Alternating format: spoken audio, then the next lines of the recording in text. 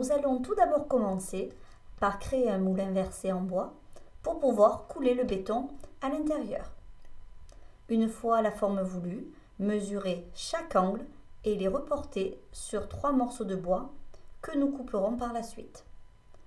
Vissez plusieurs vis pour le maintien dans le béton. Puis ajoutez une boîte de dérivation percée au diamètre 8 pour éviter que le béton ne s'imprègne à l'intérieur. Ajustez-le pour ne pas qu'il bouge lors du coulage. Percez de part en part 2 trous diamètre 8 pour passer le câble. Insérez le câble tressé qui sera relié par 2 wagots. Prendre un tasseau en acajou ou un bois de votre choix, préalablement poncé et ayant la forme souhaitée. L'insérer dans le moule en ajoutant des vis de maintien pour le béton.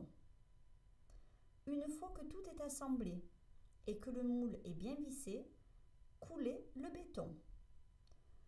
Dans ce cas, une teinte noire a été mise, mais vous pouvez également le mettre dans n'importe quelle couleur. Mélangez votre béton ainsi que le colorant de votre choix et versez-le dans le moule. Une fois le béton versé, tapotez sur le moule pour pouvoir couler le béton au maximum, puis le lisser avec une truelle ou un couteau à enduire. Une fois le béton coulé, n'hésitez pas à écrire vos initiales ou votre nom d'artiste. Voilà, il ne reste plus qu'à attendre que le béton sèche complètement avant de retirer le moule. Une fois le moule retiré, poncez les parties qui ne sont pas nettes. Appliquez une couche de teinte et protection sur toutes les parties en bois.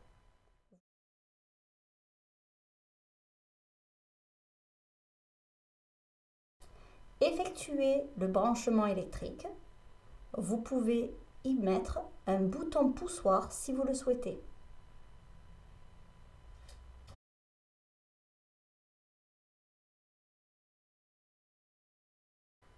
Nous allons attaquer la partie supérieure, c'est-à-dire les 2 bras articulés ainsi que la lampe pendule.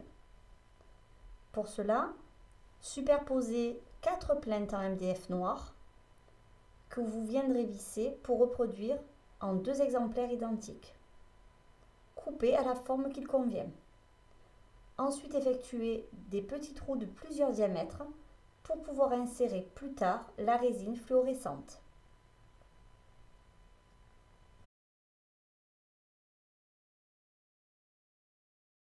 Pour effectuer votre octogone, aidez-vous à l'aide de 2 cercles. Sur les 2 plateaux octogonaux, effectuez des trous. Sur le premier, un petit pour y placer la douille, et sur le deuxième, un beaucoup plus grand qui permettra de laisser passer la lampe. Sur ce plateau, effectuez 8 trous pour y placer les tiges en métal.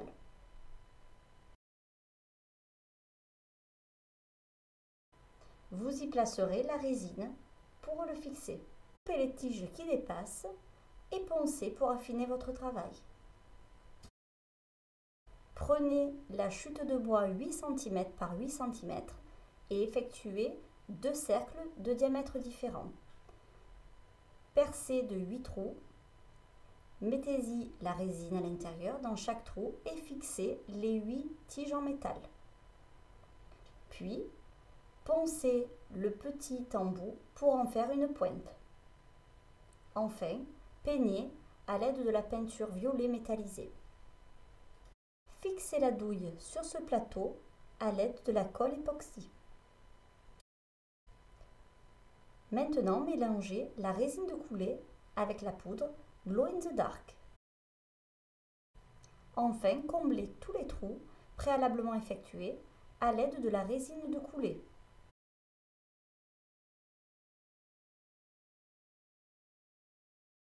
Coupez les entretoises de maintien et ébavurez-les. Procédez à l'assemblage des bras articulés en y ajoutant les poulies et le câble.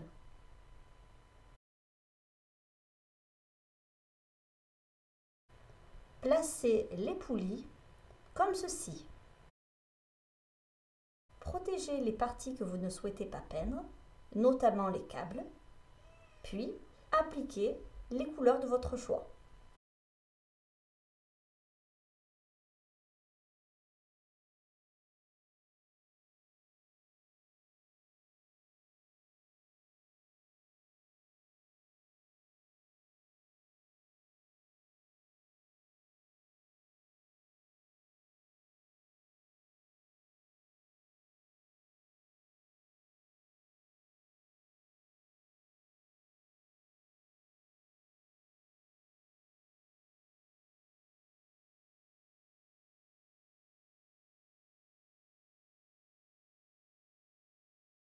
Voilà, votre lampe est terminée.